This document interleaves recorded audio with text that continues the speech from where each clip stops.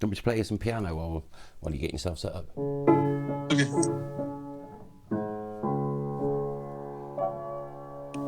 How you doing, man? I'm all right. Yeah. What are we doing? I'm having a chat with you. Very good. Right.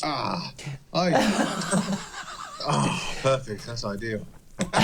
Well, I mean, that's beautiful, but bear in mind, general public are going to see this.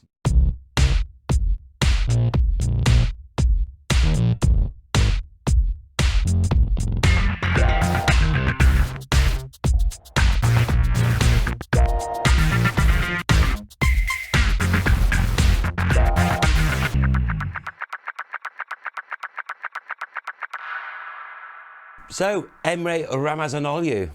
Yeah, not bad. Oh, it wasn't too bad, was it? It's only you and Ramesh who have got more complex last names than me, I think. Yeah. We should definitely get a band together.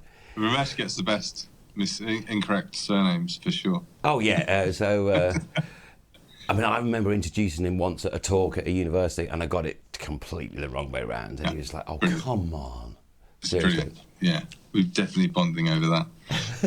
So anyway, Emre, drummer, mixer, composer, engineer, producer, prodigy, Puma, Paloma Faith, Louis Vuitton, very posh, Noel Gallagher, less posh, Prodigy, Richard Ashcroft, and more.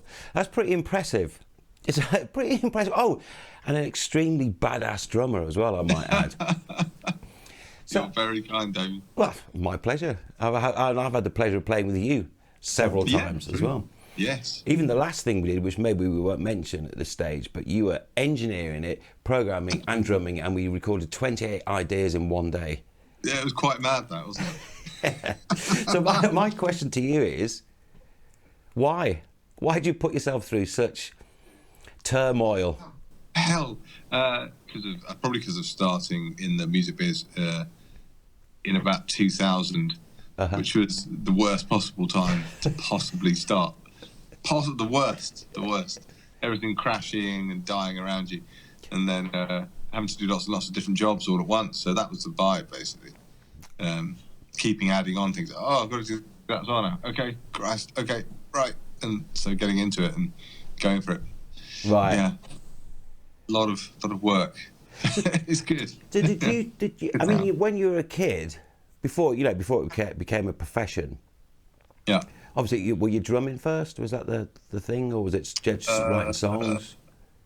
It was mainly drumming and production, drumming and sort of programming and stuff. That's what I did lots and lots of. Yeah. And did you loads of that, in fact. Did you join bands? Was that your routine? No, I never really did a band. I sort of mainly did sort of playing for people. Quite unusual, I guess. Didn't really ever do a band. Just playing and teaching from quite a young age and that kind of stuff. Right. I went to university and put myself through it by doing jazz gigs, which is a bit odd, but it was great. You know? Well, the thing is, if you then end up in pop music, if you can cut it by the skin of your teeth doing jazz gigs, it's like, what, you want me to play 4/4? I can manage. But yeah, it's that was crazy. So I used to take a day off a week from university and go and teach in schools, I remember. Right, and then just do jazz gigs in the evening, and that sort of paid for rent and food and stuff. Yeah. It was great learning, though. Great learning. Yeah, absolutely. So when did it become a profession? You know, so you're no longer at uni. Jazz gigs are not necessarily your mainstay of being able to. You're not waking up in the morning going, "Oh, I've got a jazz gig tonight." Well, nothing wrong with that, obviously, but. No, it's great. But no, I went to London straight away. The day I finished university, pretty much out the door. Up to London, and just happened to move in next to like my best friend's brother's mate, who's a great guy, but he used to live with a couple of guys from Sneaker Pimps. Oh, right, okay. A big band back in the time. Yeah. And their drummer absolutely fantastic drummer and brilliant bloke. Depped out a couple of gigs that he couldn't do, and one of them was Jim Abbott's band. And Jim Abbott is a very, very successful and very good producer and engineer, and he was doing his own band. So I ended up going and doing that, programming and playing drums, and then learned Pro Tools from that very nicely from a guy called Neil McClellan, who was a great mixer. He still mixes a lot. He's mixed all the Prodigy albums, actually. Right, okay. But he's a great guy, and he said, he'll teach me. So I hounded him for 9 months, I think, and eventually got 10 minutes with it. But that was enough just to see, right, that's how you do these things, and then carried on. Right. So, so that was great. That was learning a lot from that experience, for sure. Yeah. The original singer of Sneaker Pimps used to be the barmaid at the Hare and Hounds in Moseley. Really? Which is where my old band did one of our first ever gigs. And she was like, I really like what you do. I'm gonna form a band. Like, brilliant. Great. I never actually met her. I came just like literally after that. I ended up meeting them all at that sort of point. Mm-hmm. So it was quite interesting. But yeah, still, Liam Howe still does really well now. Does lots of writing. So still in touch with him quite a lot. He's a great guy. Yeah, absolutely. Mm. It's interesting what you said about learning the Pro Tools things from Neil. Like, he showed me for 10 minutes. So are you like a guy who gets the manual and reads it, or if someone shows you and you go, that's the way to do it, and then you kind of work around it? Right, okay. Extensively, yeah. I didn't do much else for, quite a long time. Yeah, it's a lot of work, like an instrument, really. Pretty much. It's a similar amount of work. Yeah, of course. To get really, really good in it. It's loads. It's much more difficult than most other doors, much less sort of immediate. Mm-hmm. Lots of great things about it for that reason. But So what about the drumming then? How did that all start? Because obviously I know we all know loads of drummers, and drummers love to practice. Yeah. More than any other musician. I mean, I never practiced. I'm terrible. I probably never did. So, are you when you started drumming, did you like, okay, I need to learn all the bits and bobs that drummers have great names for? Yeah. No, it's an intensive practice. And drummers are sort of weird when we get together and all hang out and do it in a fairly uncompetitive way. Yeah. Which is quite nice. So, that's ended up being a great part of my life all the way through it. And then now I get to hang out with some of my favourite drummers and play with them, and that's brilliant. Yeah. That 15-year-old me is going, "You're amazing." Do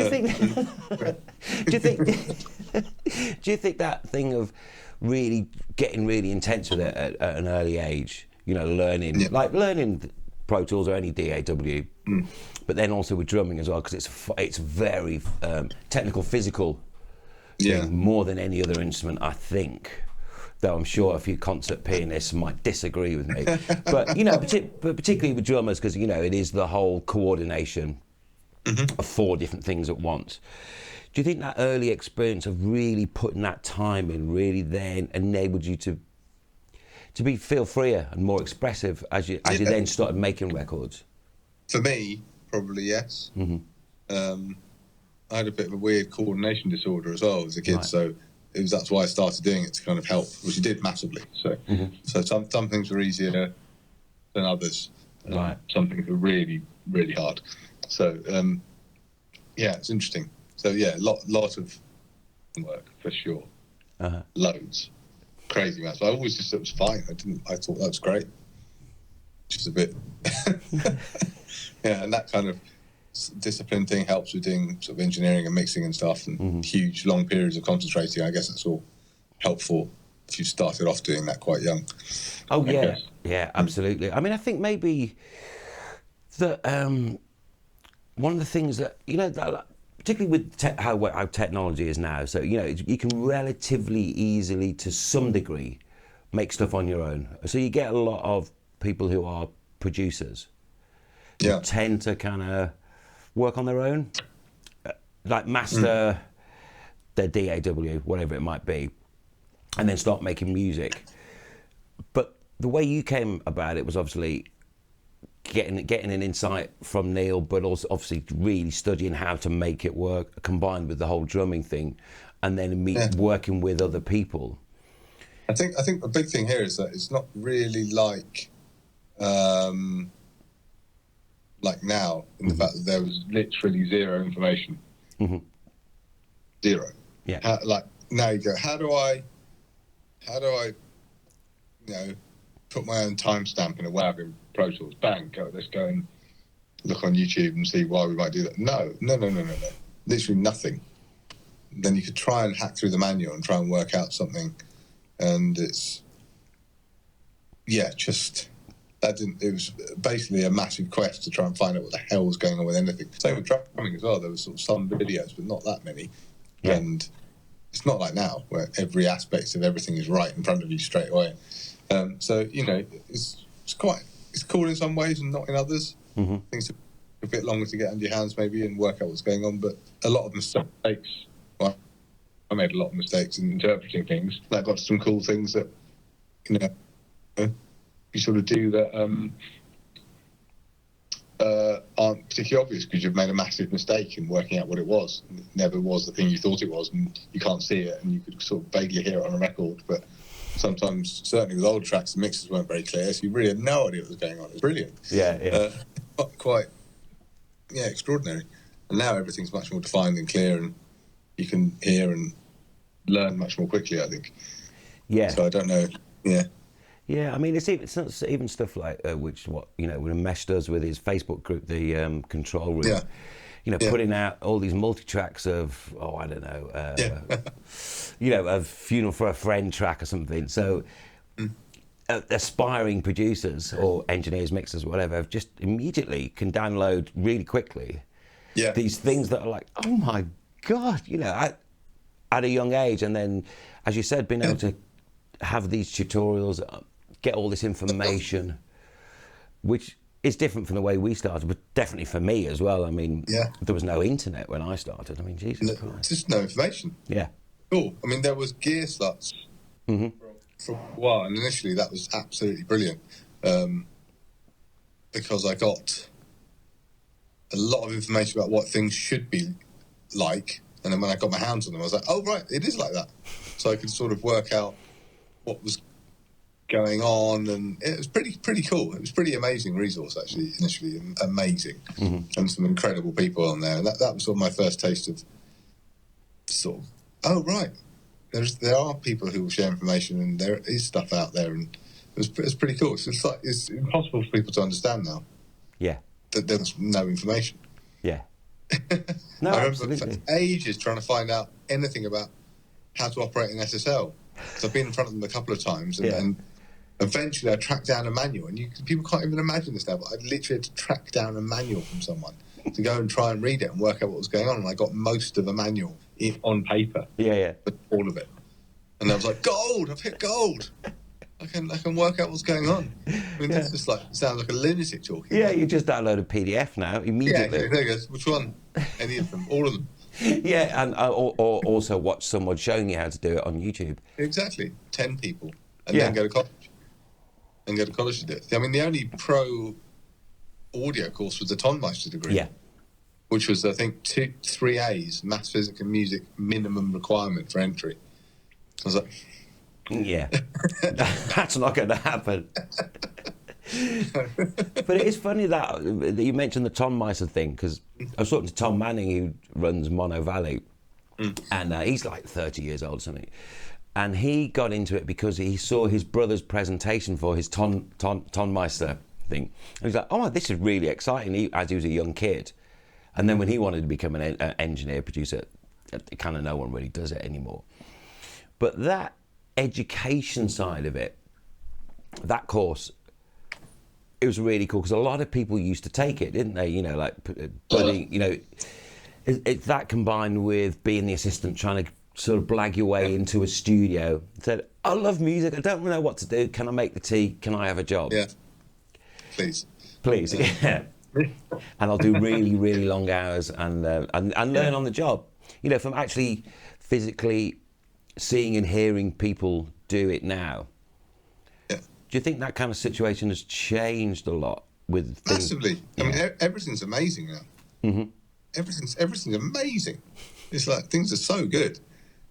I'm like, because of this crazy lockdown at the moment, I'm not really. I mean, I'm kind of going to the studio when I need to do drums and record stuff, but mainly here. And I've got like one interface in one, 20 centimeters of space, which is sorting me completely out. And it's like, oh, okay, I can do everything, like including inserts and hardware inserts, and everything I need to do is just taken care of. And that was just, I remember getting my first HD rig, and that was just like a monumental achievement of kind of 10 years of however many, I can't remember how many years of like really hard work, finally getting a pro rig. And that's like bam, at home instantly, like, yeah, everything's pretty much great. Yeah. Everything sounds good. Noise was not, no one was thinking about noise or even quality much. Everything's pretty much amazing. Mm-hmm. So that's very different. Yeah, absolutely. Yeah. Very different. But also, people haven't really hung out with other people who are much better than making record. That bit's not as amazing often. So yeah, some bits are great, some bits are not so great. Yeah, I suppose it's the same with any sort of change and anything, isn't it? Yeah, exactly. I mean, back in the day, you could.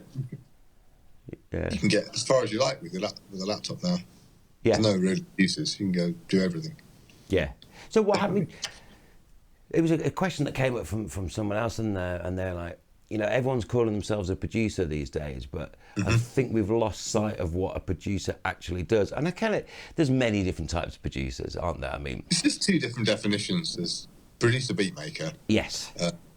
Is basically programmer with sometimes mixing, often not, but effectively programmer and writer often. Mm-hmm. But basically beat maker, that's producer. That's not the same thing as a producer in musical terms, which is the person responsible for delivering the record. Yeah. He doesn't have to do anything. Mm-hmm. Just deliver the record. Here you go, here's the record. And the involvement can be as that on that spectrum of doing literally everything, playing everything, writing all and making everything, to being in the studio sometimes going, hi, it's too loud. Yeah. And going home. Yeah. but that's people go, that's a bit odd, but that's just choosing all the right people to do the job and doing a brilliant job as a producer. Going, I don't need to do anything here. This is fantastic. I'm going home. And then go, great, I've done my job amazingly. The album's produced and it's awesome. Yeah. We didn't do anything. Yes, I did. I chose everybody and produced the record because that's what it is. It can be just that. I mean, that's quite extreme. And I'm sure we've all been in situations with people who kind of do that. But, Yeah, it's interesting that you said that. I know it's an extreme example, but it is that thing. Well, actually, if it wasn't for the producer saying, right, okay, we need you to do this person to do X, Y, Z, get them in the space, make them feel good about it, and let them get on with it, then it wouldn't happen. I mean, there's a really old, I'm not going to attribute it to anyone because it's an old studio saying now, but it's like, the producer should aim to be the least talented person in the room. That's the key. Yeah. Well, I've been in that room many times. That's ideal. Then you're really having it. Brilliant. My team's amazing. Well, exactly. Yeah. Job demarcation. I remember working with one producer. I came in at the last minute on the session. I won't say who it was. And it was one of those things where, you've thrown into the middle of something. There's the band there. The bass player had been, for some reason, was not there. It's like, come in and do this. So already there's some sort of slight social distrust or imbalance about who's this person. So I just remember saying to the producer, oh, what key's this song in? Before I'd heard it, he's like, what do you mean? Okay, I got you. Okay, I got it. So no worries. He just didn't get him in or her because they can do it. I'll have less problems if they come in. Yeah, exactly. But across your career to date, as I say, said at the beginning, mentioned the whole bunch of acts. You've done some massive projects, as in artists, to more on big major label, big budget things, or comparatively to what they are right this second, through to smaller sort of independent stuff. Do you notice a difference on the size of the project, the way things feel? It's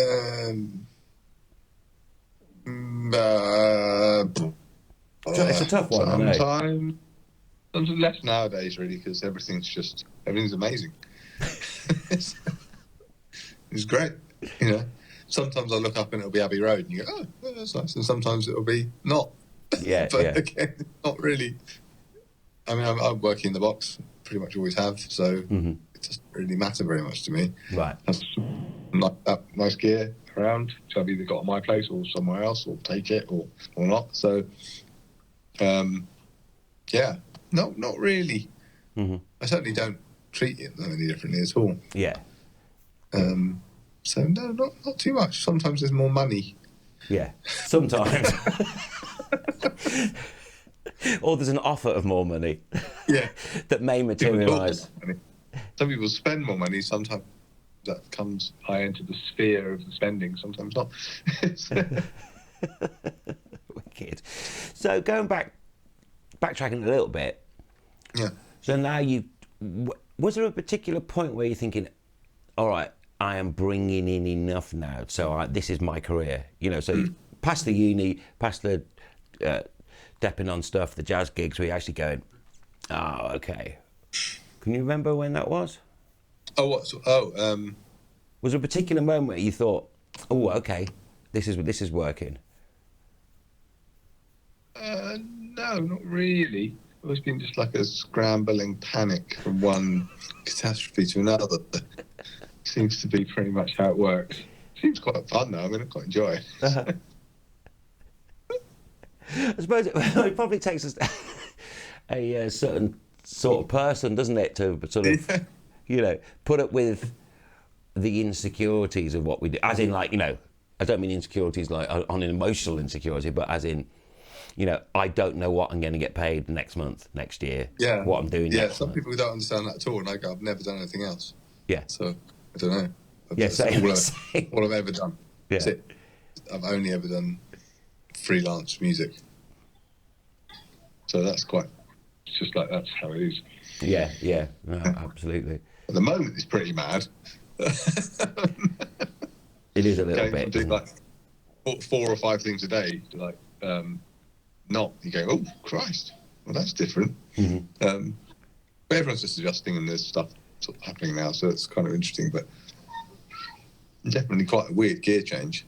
Yeah. I'd be totally. We were just about to head off and record our album. Just going to record my band's album literally a week before lockdown. But it was like, oh, okay, well, we won't be doing that then. Yeah. It's crazy. I mean, obviously the repercussions or the changes are going to go on for, you know, a long time, even when, say, like on the live circuit. Because obviously, you know, I had a whole bunch of gigs with Richard lined up, and it's like, well, obviously they're not happening. But, you know, you look at that, but then it's not just the artist and the band, and it's all the crew. You know, I mean... whole industry that surrounds it. Yeah. God, at the moment you're... is my feed to you okay at the minute? Because at the moment you're flashing between your normal colour and bright green. It sounds awesome. Yeah, well, it's quite psychedelic. I hope you're capturing that. That's perfect. Ah, there we go. You're not flashing bright green. Gutted. It was entertaining for a bit, but I do know for a fact that when I send the files off to Vaughan to start editing it, hello Vaughan, he'd be like, I can't use it. He's bright green. You could definitely use it. I'm happy with the bright green Vaughan. I think so. I think it's kind of my thing, baby. I think we'll definitely get it in there. I'll insist on it. So, let's pick some at Paloma Faith. What happened there? How did that come about? That was a fairly classic. I think we did I did that with Sam Dixon, who'd written the song. He's an incredible bass player and producer and writer and dude. And I think we did a demo when he originally wrote it, and we sort of produced up a demo and then sent that off.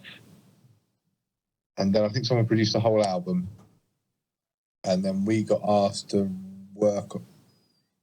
redo that track like our original demo, right? But full production. Mm-hmm. Yeah. So, that's how that worked. So that I think we got sent vocal stems though from the original producer. Mm-hmm. So everyone's credited on it. Yeah. It's quite nice. But that's how that worked out. It was quite straightforward. We just redid it like our original production, made it proper, and I think, did we even mix it? I don't think we even mixed it in the end. I think Manny mixed it. Right. Okay. Yeah, I think so. I can't quite remember. But yeah. That was a dead straightforward, fairly boring story.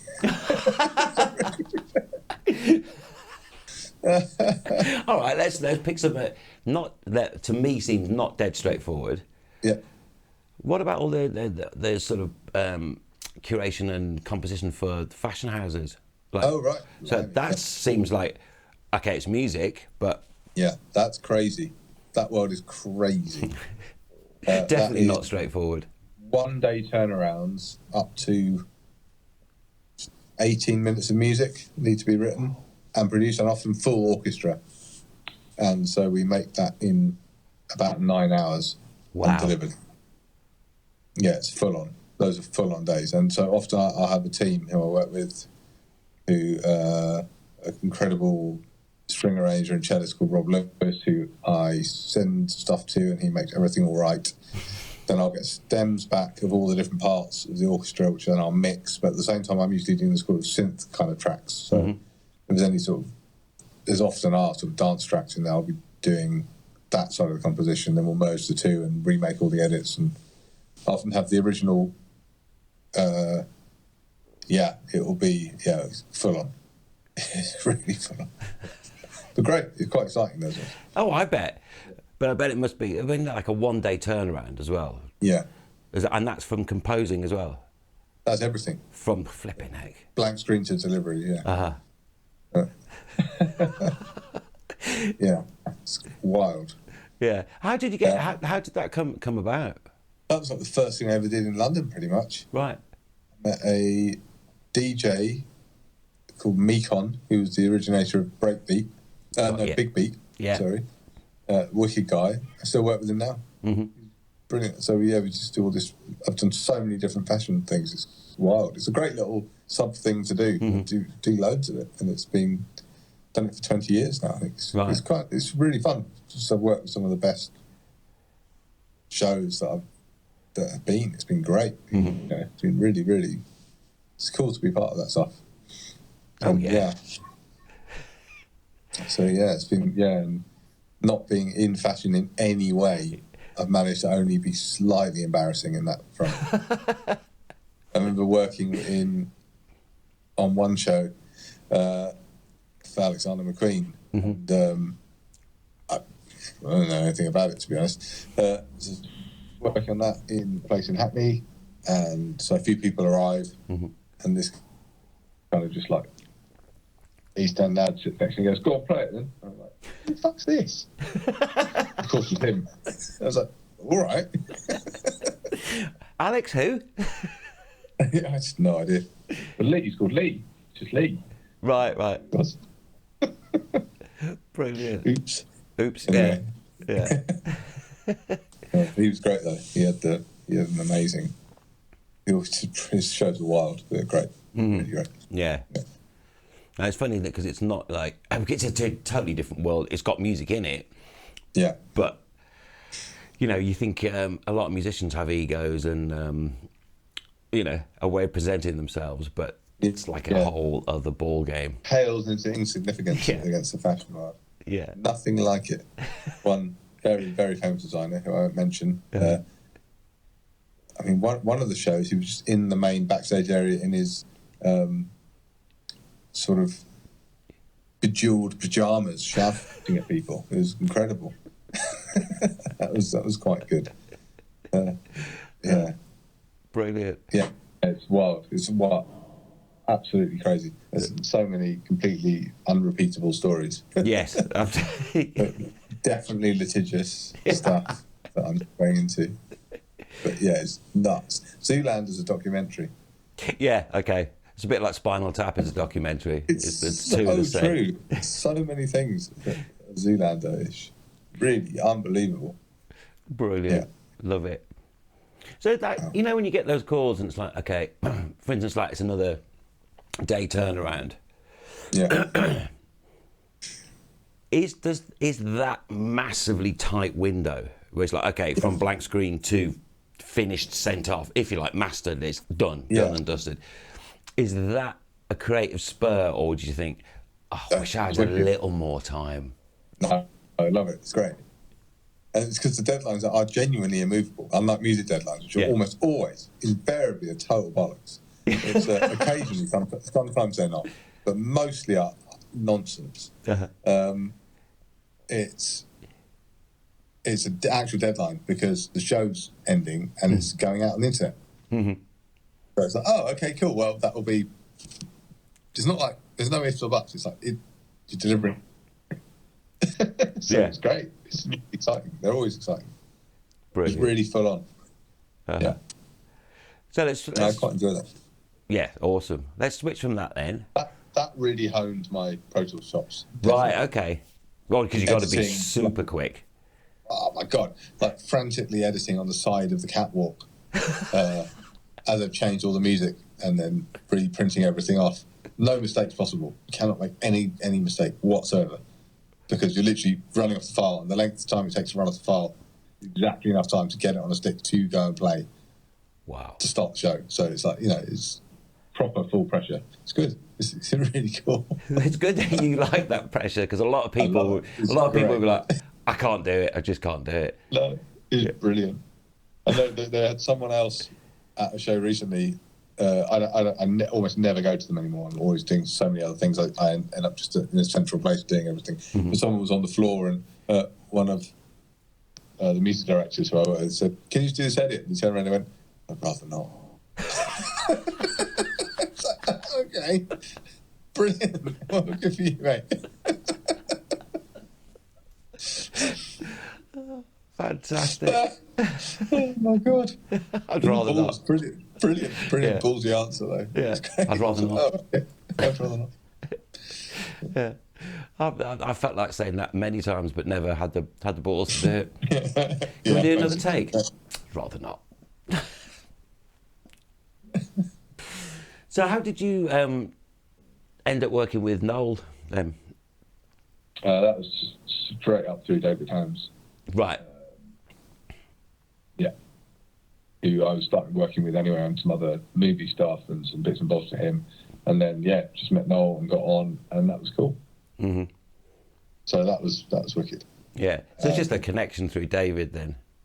Yeah, totally. Well, yeah, David was doing all the production and I was kind of on as his guy, which is great. Mm-hmm.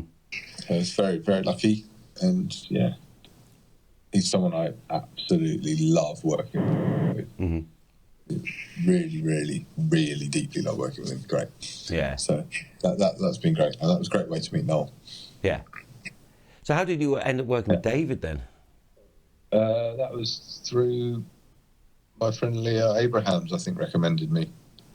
And then maybe his manager at the same time, because they know me and my manager and stuff. So it was a genuine just recommendation. Mm-hmm.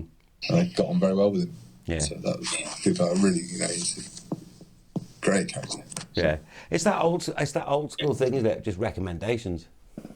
Well, that's 100% pretty much. Yeah. I mean, some things comes from record I work on, but the credits aren't really what they used to be. Mm-hmm.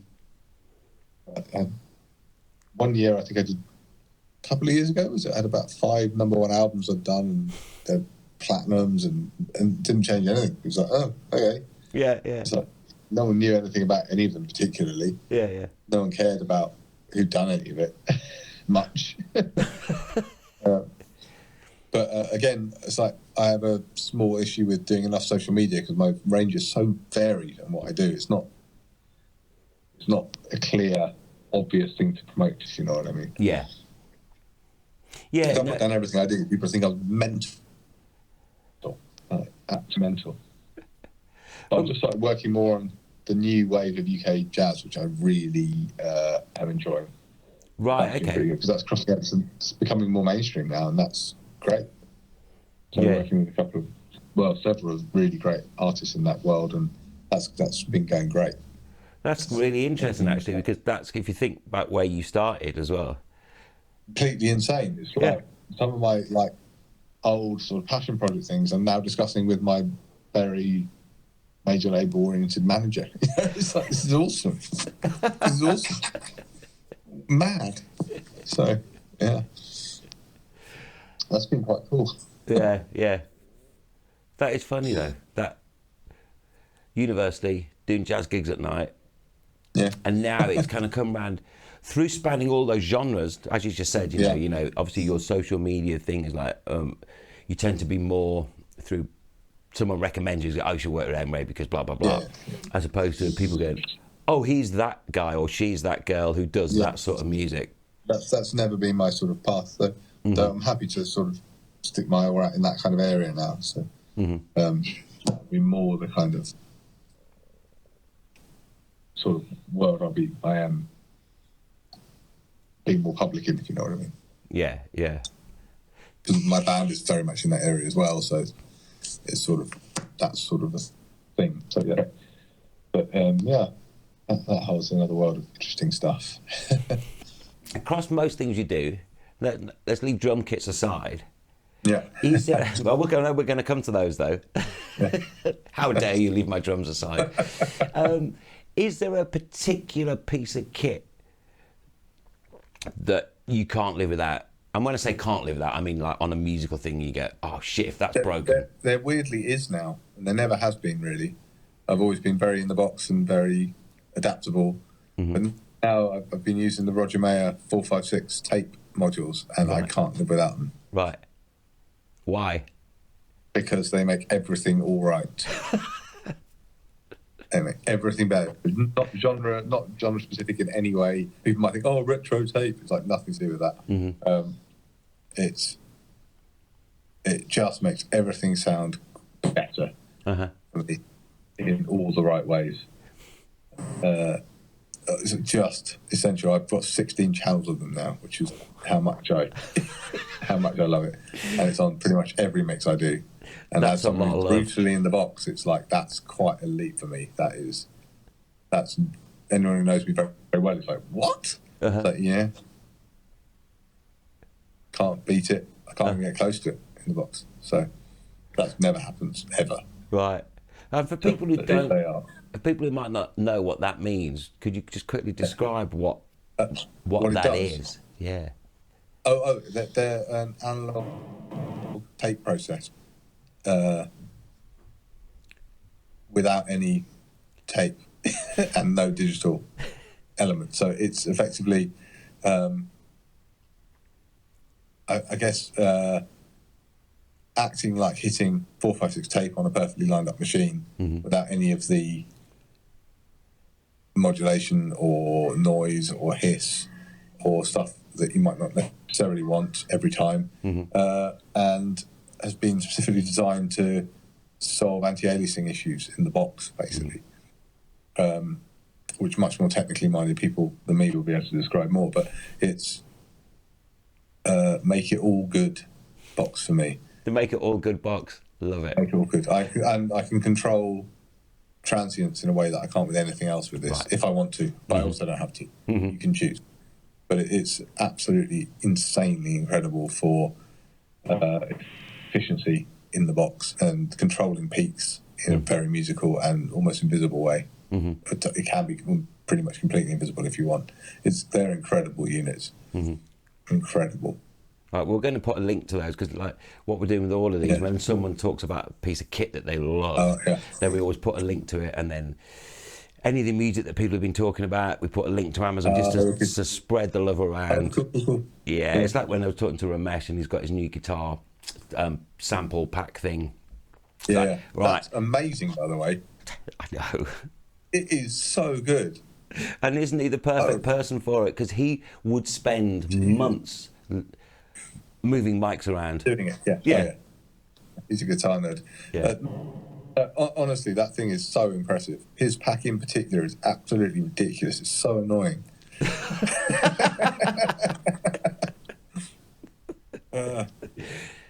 No, he's killer. He's killer. Yeah. But you've put out your drum samples. I mean, but I got CDs back in the day. I've got a sample company actually. We're just relaunching. Probably by the time this comes out, hopefully it'll be launched again. But yeah, that was originally I sort of did it to keep my assistants busy doing stuff if I wasn't working. But then it turned into something else. So it's been great. I've been enjoying doing that, and it's taught me to code. So I've learned a coding language, which has been great. Right. Okay. And so I do lots of that. But yeah, no, it's a cool company called Rattling and Raw. And it's a bit of well, I think this should be the launch should have happened probably in the next few days. I hope so. Oh, great! We'll stick a link onto it. Totally. Yeah, I'll send you a link to it. But yeah, that's been exciting. That's really cool. That's another thing to dip in and out of when I want, and have a constant stream of products coming and stuff. Yeah, so that's good. But yeah, I think the other main thing nowadays I've really gotten into is acoustical plugins, which is something so many people use, but that's really really incredible stuff. Mm-hmm. Very worth checking out. So tell us a bit more about it, if you can. Oh, they're not modelling plugins. They're sort of sampled plugins with a very clever engine, and it's pretty much the most gear-like stuff I've ever heard in the box. It's wildly incredible. But brutal on the CPU. So I've got a very, very powerful computer, so it's great. Mm-hmm. But I think people have issues when they don't have such powerful machines. Then they can have quite a lot of trouble running them. But if you have a really powerful machine, they are just absolutely incredible. Right. Yeah. For that they've got this world they occupy, which is just awesome. There's other incredible plugin companies as well. Yeah. Everything's amazing, as I've already said. But they have a special place in my heart. I love what they do. It's absolutely bonkers what they do. It's brilliant. It's really cool. Really, really cool. Magic. But it's not like corrective stuff. It's not the stuff like Gullfoss and Soothe, which I can't live without again. There's quite a lot of things I can't live without. And it's not like there's lots of stuff. It's in its own world. Worth checking out. Crazy. Mm-hmm. Crazy guys, awesome. We're doing. I've just done one actually for them. This deep learning plugin presets, which are crazy. Where they actually analyze how you use the plugin. And then the preset's just my name and analyzes what's coming in and sets it up according to what I might do. It's so incredible. I think I'm allowed to talk about that. I think so. Yeah, it's already out. So yes, I can. That's amazing. Yeah. So it takes the way you'd normally operate, and then fast tracks it to where it thinks you'd normally want to go. Kind of, the preset hasn't got any settings. It just listens to what's coming into it and does something. It's pretty cool. Pretty crazy. I love it. Wow. It's so clever. That is awesome. All right. Okay. Well, that's like super high tech. Yeah. But I've been in a studio rehearsal room with you, and you've got a snare drum made in the 1930s, made out of camel skin, which is kind of like absolute opposite. Yeah. I've got a very lo-fi penchant when it comes to stuff, lots of calfskin drums, and I've a certain palette of stuff I really like, and that's a lot of calfskin, very thin-shelled, old drums. For sure, that's definitely a part of what I love, and especially in the cymbals. I've just started working with a company called Dream here, who do these very insanely dark processed, and that's the first modern stuff that I've gone, right, this works for me. It's funny that sort of meeting of super old stuff and then machine learning intuitive plugins and stuff. It's why I have trouble on Instagram, so I don't know what's put on there.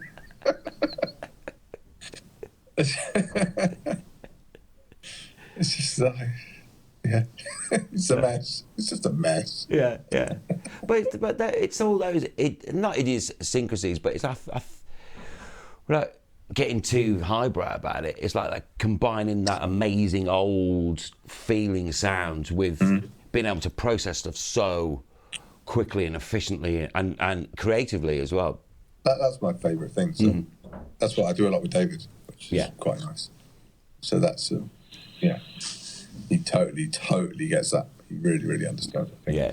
And also working with a great producer called Steve Mackey, who I've worked with for a long time. He really understands that hybrid of lo-fi and modern sound. Yeah. He totally gets it in a brilliant way. So those are very lucky to work with these wicked people. Yeah.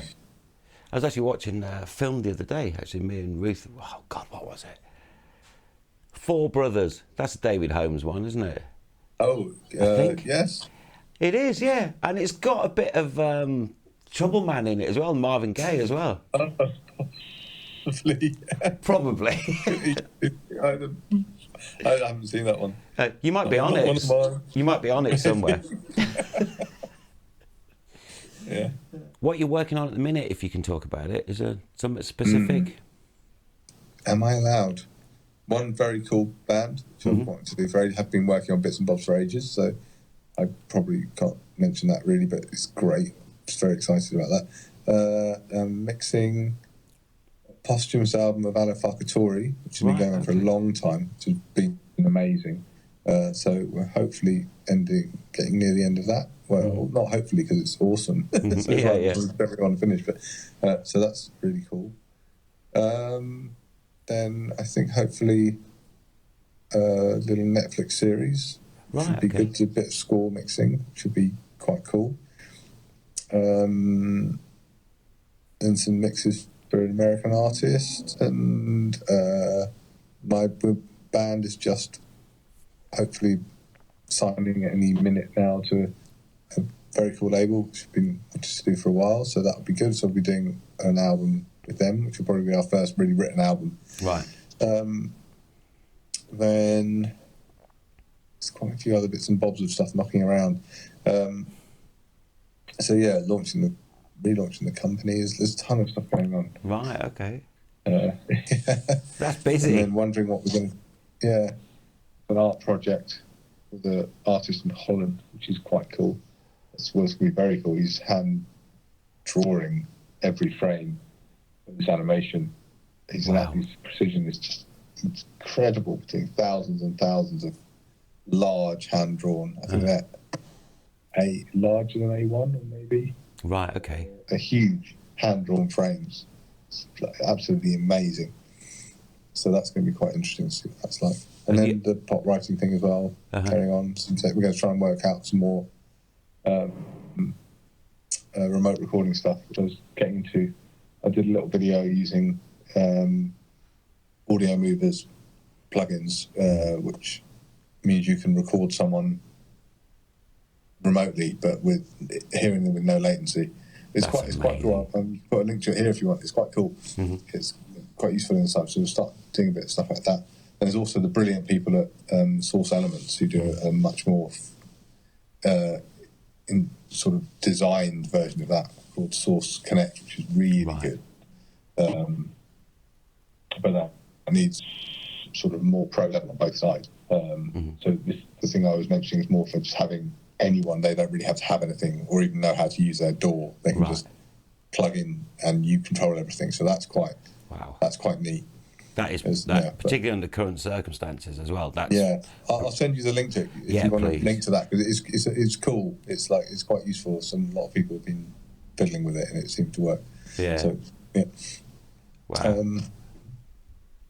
So a few more things as well going on, but that's I'm sort of dealing with at the moment. Yeah. And do some drums and rework a track. Did with this fantastic writer-artist called Steph Jones, who's really fantastic. It's going to rework that. Yeah, there's lots of bits to keep me busy. Yeah. Seems to be a sort of a recurrent theme here. It's loads of stuff. Yes. Loads of different things as well going on. Yeah. Yeah. It keeps my sort of attention deficit disorder at bay, I think. But that is brilliant though, because I mean, you know, first time I met you, it was like, he's a drummer. Oh, and he's also he's doing some programming, and he's going to produce it as well. So, Whereas most people go, yeah, I'm the bass player. I just played the bass. But that is what is really cool, and that's probably why you go across so many, like, you're not genre specific, because there's so many things you can be doing within any of these things. Yeah, I mean, I like a lot of stuff as well, which is good. I'm not sort of like really focused on one genre and what I listen to, very wide, so that helps, you know. Yeah. I think you can't necessarily bullshit that stuff particularly. No. To sort of actually be aware of the genre you're working in, Yeah. which you're going to come unstuck. Yeah. Well, yeah. Oof. Yeah. Well, that's one of the things about the way because obviously it's even if you're excuse me, doing something remotely, or in the studio with someone, or in rehearsal room, or whatever, or having a meeting with a fashion company or whatever, it's like the way we communicate. You can't bullshit that, can you? It's like you can either talk on the same sort of levels and understand each other's cultural references, if you like, or musical references, or it doesn't work, does it? No, I mean, yeah, it's exactly true. I mean, you can be like a really solid artist in whatever you do, and then work in someone else's genre and not really know anything about it, and still bring everything you do, and that'd be super valuable and really wicked. But also, it can be a disaster if you're trying to help someone something they understand and you don't. Yeah, that could be a problem. Yeah. Particularly the way the vocabulary that people refer to stuff in as well. If you're not sort of, conversant with what you know, the way people describe stuff as well, it can be that can be an issue, you know. But not for you, because you're into everything and do everything. Well, no, there's lots and lots of stuff I've got absolutely no clue about whatsoever, which is great. So on a really light note then, after grilling you for nigh on an hour, what are you listening to at the minute? Apart from the mix you just finished this morning. A bit of that. What was I listening to? Again, it's quite like dipping in and out of stuff. And Ramesh is always taking the piss at me for not listening all the way through to things. To the end. Which is true. I'm guilty as well. Yeah, he has a point. I know one thing I listened to just the other day was this artist called Henshaw. He did something called Low Key, and this guy turned me on to that, and I thought had some vibe about it. I like that. So that was my first thing that I was listening to. I can remember. Maybe I should have rephrased it. Which track number on the 27 songs you recorded yesterday are you listening to? And you go, number 7. Yeah, I like the orangey graphic with the black background. That one came on for 15 seconds. I really enjoyed that. Wicked. It's actually been so mental since we sort of locked down with childcare and all kinds of stuff. So it's not any listening time. It's just rush in, work, get out. So, yeah, been pretty full on. Oh, good. Right. Well, Emre, it's been an absolute pleasure. You too, man. All right, magic. Nice one, bro. Stay safe. Take care, man. Thanks very much for chatting. Thanks. Bye.